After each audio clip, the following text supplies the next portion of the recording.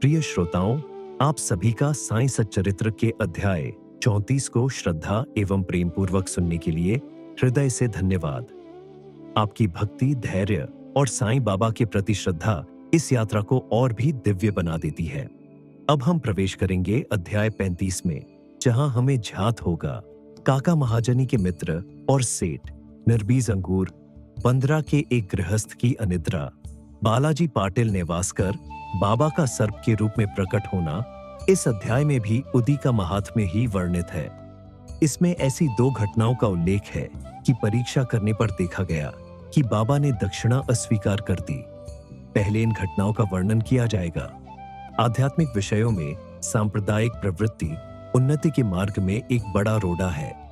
निराकारवादियों से कहते सुना जाता है कि ईश्वर की सगुण उपासना केवल एक भ्रम ही है और संतगण भी अपने सदृश ही सामान्य पुरुष है। इस कारण उनकी चरण वंदना कर उन्हें दक्षिणा क्यों देनी चाहिए। अन्य पंथों के अनुयायियों का भी ऐसा ही मत है कि अपने सद्गुरु के अतिरिक्त अन्य संतों को नमन तथा उनकी भक्ति न करनी चाहिए। इसी प्रकार की अनेक आलोचनाएं साईं बाबा के संबंध में पहले सुनने में आया करती थीं तथा अभी भी आ रही है। किसी का कथन था कि जब हम शिरडी गए तो बाबा ने हमसे दक्षिणा मांगी। क्या इस भांति दक्षिणा ऐंठना एक संत के लिए शोभनीय था? जब वे इस प्रकार आचरण करते हैं तो फिर उनका साधु धर्म कहाँ रहा? परंतु ऐसी भी कई घटनाएं अनुभव में आई हैं कि जिन लोगों ने शिरडी जाकर अविश्वास से बाबा के दर्शन किए, उन्होंने ही सर्वप्रथम बाबा को प्रणाम कर प्रार्थना भी की। ऐसे ही कुछ उदाहरण नीचे दिए जाते हैं। काका महाजनी के मित्र निराकारवादी तथा मूर्ति पूजा के सर्वथा विरुद्ध थे। कौतूहलवश वे काका महाजनी की दो शर्तों के पर शिरडी चलने को सहमत हो गए कि एक, बाबा को नमस्कार न करेंगे और दो, न ही उन्हें कोई दक्षिणा देंगे।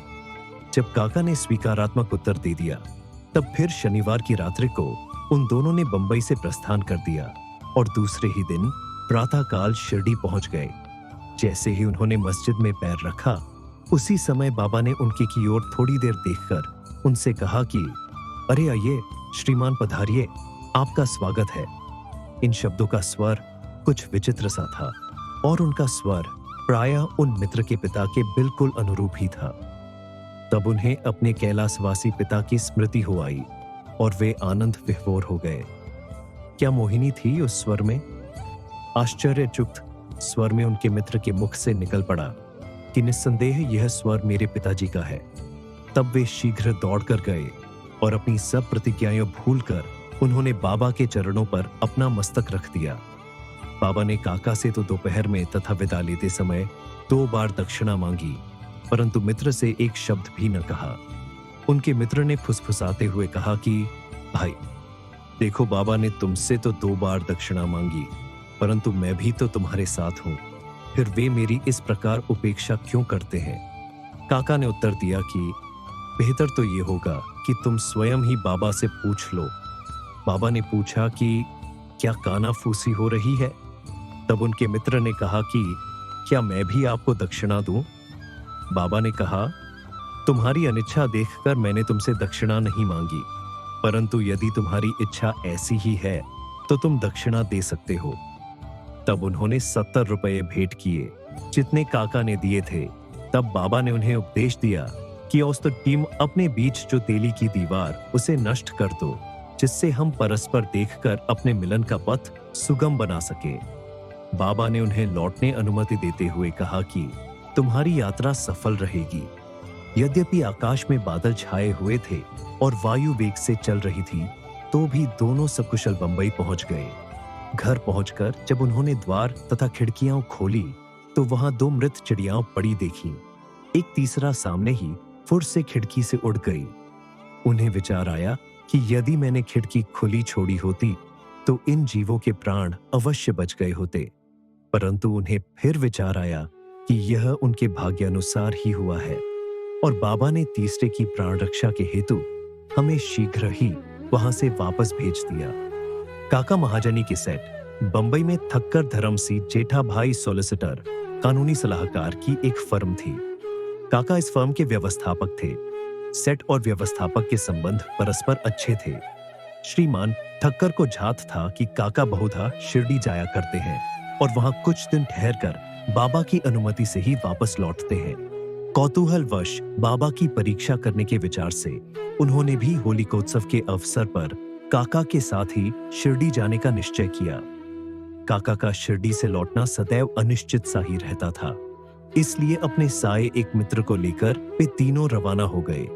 मार्ग में काका ने बाबा को अर्पित करने हेतु 2 सेर अंगूर मोल लिए। ठीक समय पर शिरडी पहुंचकर वे उनके दर्शनार्थ मस्जिद में गए। बाबा साहेब तरखंड भी तब वहीं पर थे। श्री ठक्कर ने उनसे आने का हेतु पूछा। तरखंड ने उत्तर दिया कि मैं तो दर्शन के लिए आया हूं, मुझे चमत्कारों से कोई प्रयोजन नहीं, यहां तो भक्तों की हार्दिक इच्छाओं की पूर्ति होती है। काका ने बाबा को नमस्कार कर उन्हें अंगूर अर्पित किए। तब बाबा ने उन्हें वितरित करने की आज्ञा दे दी। श्रीमान ठक्कर को भी कुछ अंगूर मिले।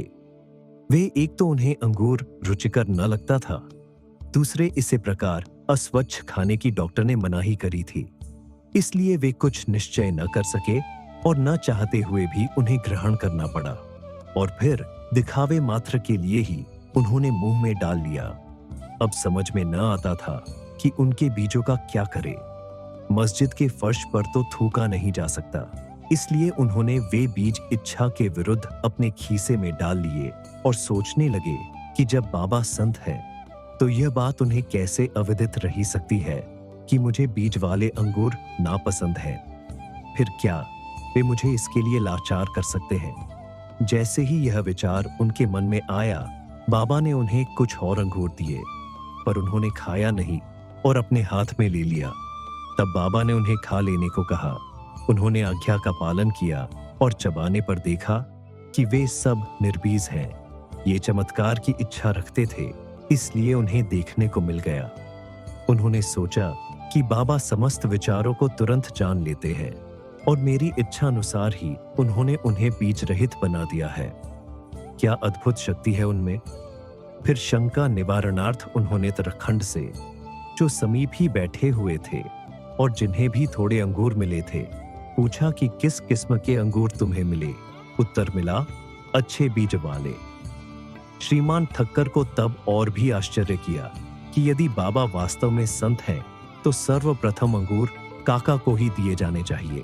इस विचार को जानकर बाबा ने कहा कि अब पुनः वितरण काका से ही आरंभ होना चाहिए। ये सब प्रमाण श्री ठक्कर के लिए पर्याप्त थे। फिर शमा ने बाबा से परिचय कराया कि आप ही काका के सेठ हैं। बाबा कहने लगे कि ये उनके सेठ कैसे हो सकते हैं, इनके सेठ तो बड़े विचित्र हैं। काका इस उत्तर से सहमत हो गए। अपना हठ छोड़कर ठक्कर ने बाबा को प्रणाम किया और वापस को लौट आए। मध्याह्न की आरती समाप्त होने के उपरांत वे बाबा से प्रस्थान करने की अनुमति प्राप्त करने के लिए मस्जिद में आए। शमा ने उनकी कुछ सिफारिश की। तब बाबा इस प्रकार बोले, एक सन की मस्तिष्क वाला सभ्य पुरुष था जो स्वस्थ और धनी भी था। शारीरिक तथा मानसिक व्याधियों से मुक्त होने पर भी वह स्वतः अनावश्यक चिंताओं में डूबा रहता और व्यर्थ ही यहां वहां भटक कर अशांत बना रहता था। कभी वह स्थिर और कभी चिंतित रहता था। उसकी ऐसी स्थिति देखकर मुझे दया आ गई और मैंने उससे कहा कि कृपया अब आप अपना विश्वास एक इच्छित स्थान पर स्थिर कर लें। इस प्रकार व्यर्थ भटकने से कोई लाभ नहीं। शीघ्र ही एक निर्दिष्ट स्थान चुन लो। इन शब्दों से ठक्कर की समझ में तुरंत आ गया कि यह सर्वथा मेरी ही कहानी है। उनकी इच्छा थी कि काका भी हमारे साथ ही लौटे। बाबा ने उनका ऐसा विचार जानकर काका को सेठ के साथ ही लौटने की अनुमति दे दी। किसी को विश्वास न था कि काका इतने शीघ्र शिरडी से प्रस्थान कर सकेंगे। इस प्रकार ठक्कर को बाबा द्वारा विचार जानने का और प्रमाण मिल गया। तब बाबा ने काका से 15 रुपये दक्षिणा मांगी और कहने लगे कि यदि मैं किसी से 1 रुपया दक्षिणा लेता हूं तो उसे 10 गुना लौटाया करता हूं। किसी की कोई वस्तु बिना मूल्य नहीं लेता और न तो प्रत्येक से मांगता ही हूं। जिसकी ओर फकीर उंगली दिखाते हैं उससे ही मैं मांगता हूं, और जो गत जन्म का आरनी होता है उसकी ही दक्षिणा स्वीकार हो जाती है। दानी देता है और भविष्य में सुंदर उपज का बीजारोपण करता है। धन का उपयोग धर्मोपार्जन के निमित्त ही होना चाहिए। यदि धन व्यक्तिगत आवश्यकताओं में व्यय किया गया तो यह उसका दुरुपयोग है। यदि तुमने पूर्व जन्मों में दान नहीं दिया है तो इस जन्म में पाने की आशा कैसे कर सकते हो? इसलिए यदि प्राप्ति की आशा रखते हो तो अभी दान करो। दक्षिणा देने से वैराग्य की वृद्धि होती है और वैराग्य प्राप्ति से भक्ति और ज्ञान बढ़ जाते हैं। 1, 2 और 10 गुना लो। इन शब्दों को सुनकर श्री ठक्कर ने भी अपना संकल्प भूलकर बाबा को 15 रुपये भेंट किए। उन्होंने सोचा कि अच्छा ही हुआ जो मैं शिरडी आ गया। यहाँ मेरी सब शंकाएं नष्ट हो गई और मुझे बहुत कुछ शिक्षा प्राप्त हो गई। ऐसे विषयों में बाबा की कुशलता बड़ी अद्वितीय थी। यद्यपि वे सब कुछ करते थे, फिर भी वे इन सब से अलिप्त रहते थे। नमस्कार करने या न करने वाले दोनों ही उनके लिए एक समान थे। उन्होंने कभी किसी का अनादर नहीं किया। यदि भक्त उनका पूजन करते तो इससे उन्हें न कोई प्रसन्नता होती और यदि कोई उनकी उपेक्षा करता तो न कोई दुख ही होता। वे सुख और दुख की भावना से परे हो चुके थे। अनिद्रा बांद्रा के एक महाशय कायस्थ प्रभु बहुत दिनों से नींद न आने के कारण अस्वस्थ थे। जैसे ही वे सोने लगते, उनके स्वर्गवासी पिता स्वप्न में आकर उन्हें बुरी तरह गालियां देते हुए दिखने लगते थे। इससे निद्रा भंग हो जाती और वे रात्रि भर अशांति महसूस करते थे। हर रात्रि को ऐसा ही होता था, जिससे वे कर्तव्य विमूढ़ हो गए। एक दिन बाबा के एक भक्त से उन्होंने इस विषय में परामर्श किया। उसने कहा कि मैं तो संकट मोचन सर्व पीड़ा निवारणी उदी को ही इसकी रामबाण औषधि मानता हूं, जो शीघ्र ही लाभदायक सिद्ध होगी। उन्होंने एक उदी की पुड़िया देकर कहा कि इसे शयन के पूर्व माथे पर लगाकर अपने सिरहाने रखो। फिर तो उन्हें निर्विघ्न प्रगाढ़ निद्रा आने लगी। यह देखकर उन्हें महान आश्चर्य और आनंद हुआ। यह क्रम चालू रखकर वे अब साईं बाबा का ध्यान करने लगे। बाजार से उनका एक चित्र लाकर उन्होंने अपने सिरहाने के पास लगाकर उनका नित्य पूजन करना प्रारंभ कर दिया। प्रत्येक गुरुवार को वे हार और नैवेद्य अर्पण करने लगे। वे अब पूर्ण स्वस्थ हो गए और पहले के सारे कष्टों को भूल गए। बालाजी पाटिल नेवासकर ये बाबा के परम भक्त थे। ये उनकी निष्काम सेवा किया करते थे। दिन में जिन रास्तों से बाबा निकलते थे, उन्हें वे प्रातःकाल ही उठकर झाड़ू लगाकर पूर्ण स्वच्छ रखते थे। इनके पश्चात यह कार्य बाबा की एक परम भक्त महिला राधा कृष्ण मई ने किया और फिर अब्दुल ने। बालाजी जब अपनी फसल काटकर लाते तो वे सब अनाज बाबा को भेंट कर दिया करते थे। उसमें से जो कुछ बाबा उन्हें लौटा देते, उसी से वे अपने कुटुंब का भरण पोषण किया करते थे। यह क्रम अनेक वर्षों तक चला और उनकी मृत्यु के पश्चात भी उनके पुत्र ने इसे जारी रखा। उदी की शक्ति और महत्व। एक बार बालाजी के श्राद्ध दिवस की वार्षिकी बरसी के अवसर पर कुछ व्यक्ति आमंत्रित किए गए। जितने लोगों के लिए भोजन तैयार किया गया, उससे तिगुने लोग भोजन के समय एकत्रित हो गए। यह देख श्रीमती नेवासकर कर्तव्य विमूढ़ सी हो गई। उन्होंने सोचा कि यह भोजन सबके लिए पर्याप्त न होगा और कहीं कम पड़ गया तो कुटुंब की भारी अपकीर्ति होगी। तब उनकी सास ने उनसे वे सांत्वनापूर्ण शब्दों में कहा कि चिंता न करो, ये भोजन सामग्री हमारी नहीं, ये तो श्री साईं बाबा की है।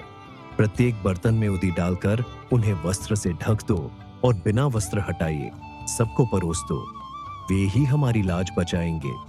परामर्श के अनुसार ऐसा ही किया गया। भोजनार्थियों के तृप्तिपूर्वक भोजन करने के पश्चात भी भोजन सामग्री यथेष्ट मात्रा में शेष देखकर उन लोगों को महान आश्चर्य और प्रसन्नता हुई। यथार्थ में देखा जाए तो जैसा जिसका भाव होता है, उसके अनुकूल ही अनुभव प्राप्त होता है। ऐसी ही घटना मुझे प्रथम श्रेणी के उपन्यायाधीश तथा बाबा के परम भक्त श्री बी एनिट चौगुले ने बतलाई। फरवरी सन 1914 में करजत जिला अहमदनगर में पूजा का उत्सव हो रहा था। तभी इस अवसर पर एक वृहद भोज का आयोजन हुआ।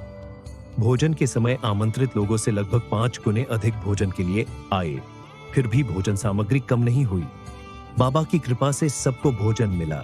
यह देख सबको आश्चर्य हुआ। साईं बाबा का सर्प के रूप में प्रकट होना। शिरडी के रघु पाटिल एक बार नेवासे के बालाजी पाटिल के पास गए, जहां संध्या को उन्हें झात हुआ कि एक सर्प फुफकारता हुआ गौशाला में घुस गया है। सभी पशु भयभीत होकर भागने लगे। घर के लोग भी घबरा गए, परंतु बालाजी ने सोचा कि श्री साईं ही इस रूप में यहाँ प्रकट हुए हैं। तब वे एक प्याले में दूध ले आए और निर्भय होकर उस सर्प के सम्मुख रखकर उनको इस प्रकार संबोधित कर कहने लगे कि बाबा, आप फुफकार कर शोर क्यों कर रहे हैं? क्या आप मुझे भयभीत करना चाहते हैं?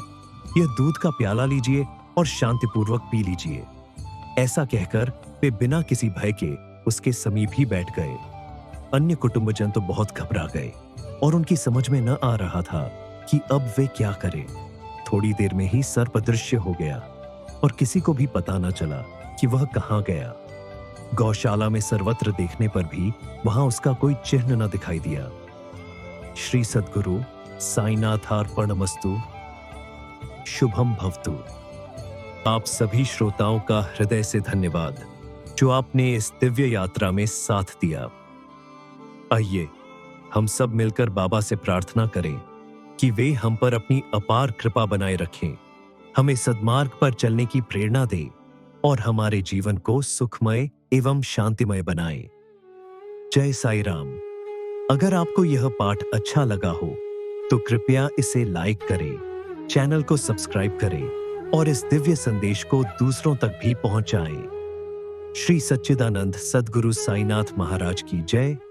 ओम